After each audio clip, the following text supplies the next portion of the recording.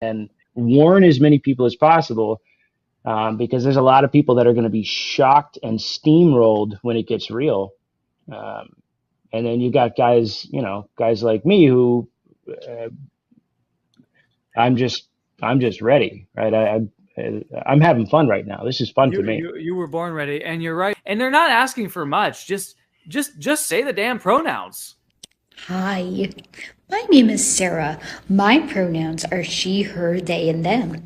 What are your pronouns? See, do you see how easy that is, people? All you have to do is ask somebody what their pronouns are, and then, I don't know, just respect it. It is really not that hard of a concept. And for all those people out there making it like a big, huge deal, you look like an idiot. It's really not. It's called respect, right? Respect. So let's try this again.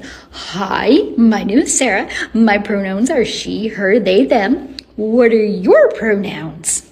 Let's be friends. Facial narcissism. No, look, now we still, this is still child's play, right?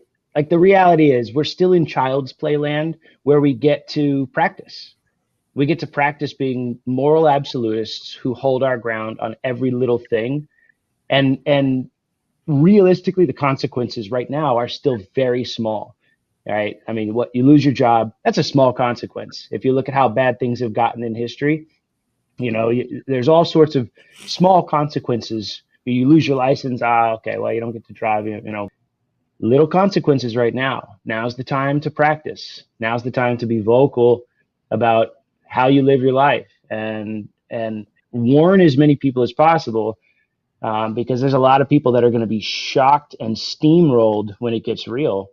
Um, and then you got guys, guys like me who uh, I'm just I'm just ready, right? I'm having fun right now. This is fun for me. You were born ready, and you're right. That man's not gonna survive when the consequences to living a principled life actually cost him something. I mean, Absolutely not. what is a principled man? First, it's a man who knows the principles.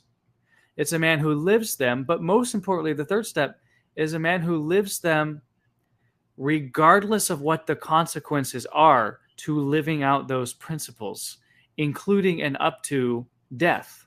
Not when it's convenient, not when it's easy, not when there's no sacrifice involved, but apply them when it really is going to cost something. And you say to yourself, the principle and its application is worth more to me than the mental cost, the emotional cost, the financial costs, the physical costs, the cost of the integrity of my of even my body, right? And the fact of the matter is, as I survey at least my circle of friends, I don't know that I actually know a lot of people who are willing to literally put it on the line for a principle. I don't know too many. Bug is absolutely right. And you're making a very good point. You can kind of say we had done prep work before the time in order to get our minds ready. We had already accepted certain realities about the state in which we live. I did all within my power to protect those things which you gave to me. And people today are not so conscientious about these things. They have they have been sitting down for a long time and sort of consuming whatever the world was giving to them and not questioning anything because they're saying, well, the argument, they're appealing to authority.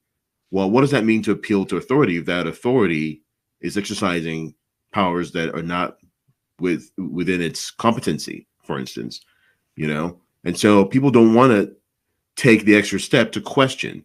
They just want to see themselves as virtues, these virtue signalers. Well, I'm doing what is expected of me without any question. And so I am more superior to you. This is a huge problem. And it's a problem of our time. And it's going to continue to be a problem until we sort of face the fact, like the way forward is to question everything before we give our assent. But today we don't want to question. We just want to say, well, I'm living in this state, and this is what is expected of me, and so I'm going to do it. That's a huge problem. It's a huge break from the way our forefathers thought, and it's so. I saw a tweet today which listed out the ages of our founding fathers, and of course, in these United States, we're supposed to speak of these Freemasons, these young Freemasons, with their idealistic, pre-communist worldview, in hushed tones of reverence. These founding fathers, but however, the median age that I saw on Twitter anyway was like late 20s, early 30s.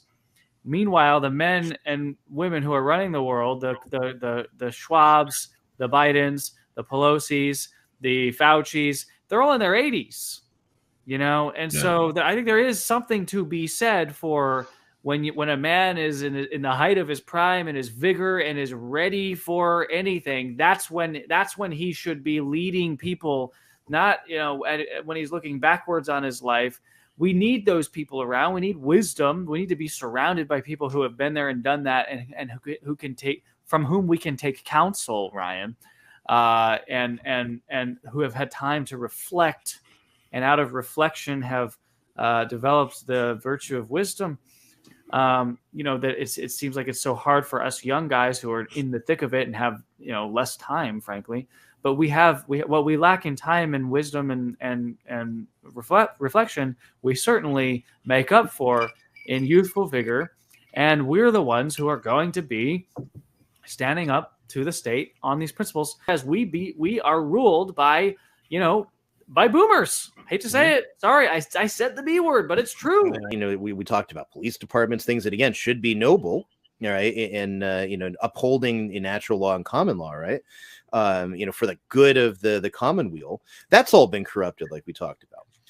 Incompetence alone could tank our entire society at this point. Yeah. I don't know a single field that isn't just wrought with incompetence.